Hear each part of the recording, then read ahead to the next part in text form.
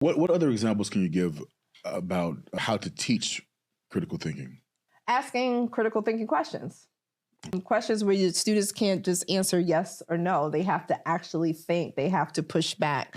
Oftentimes, allowing teacher egos to subside and put that aside and learn from your students.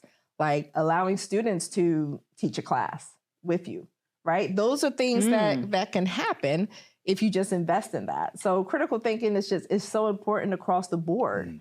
When it comes to emotions, a lot of times, so my company is named Go to Miss Sams. Why? Because that's what I would hear from teachers. Get out, go to Miss Sams, right? But it's like we're so quick to give students the answer or give them the out instead of having them think through. Yeah. Okay, so, what is it that caused you to react that way, right? Name the emotion that popped up for you.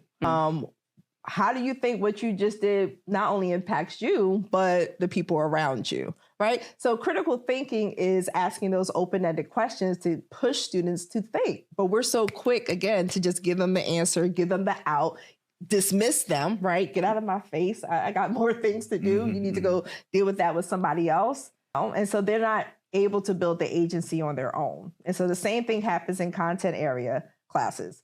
Give them the responsibility to find the answer and give them the tools to find the answer and push them to do that and have them push back on some of the things that you may say, right? So even like when Jay-Z says, don't listen to everything I say, do the research, find out yourself. It's the same thing. We have to be able to push that on our students and not be afraid to do that.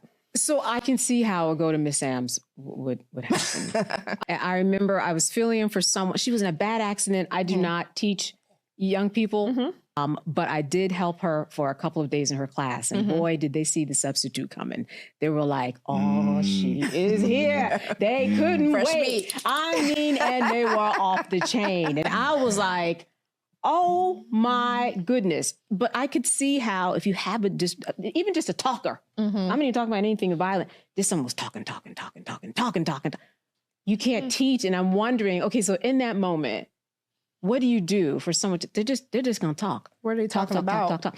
Oh, they're just talking to somebody about their weekend, let's say. Or they're talking about, they can't wait to go to lunch. I mean, they would just talk. And I felt stuck. But they weren't doing anything that was so terrible that, I needed to send them away. But I was like, well, so in that moment, what could I have done? So thinking about it right now, you and I are engaged, right? We are. Are you thinking about what am I doing later, or do I have to do what do I need to do tomorrow? No, right? Because we're engaged, talking. Right? All right, and so I can get their attention, right? And so in a classroom, when you're so engaged in whatever is happening, then you're less likely to be worried about other things. And the same thing happens with adults. There are a lot of boring professional developments. I mean, we've all been there, right? Yeah. It's boring. I'm not engaged. I'm looking at my watch. I'm doing other things. I'm on my phone. The same thing happens in the classroom. Yeah. You have to be able to engage young people in order for them to, again, receive the content that you're trying to deliver.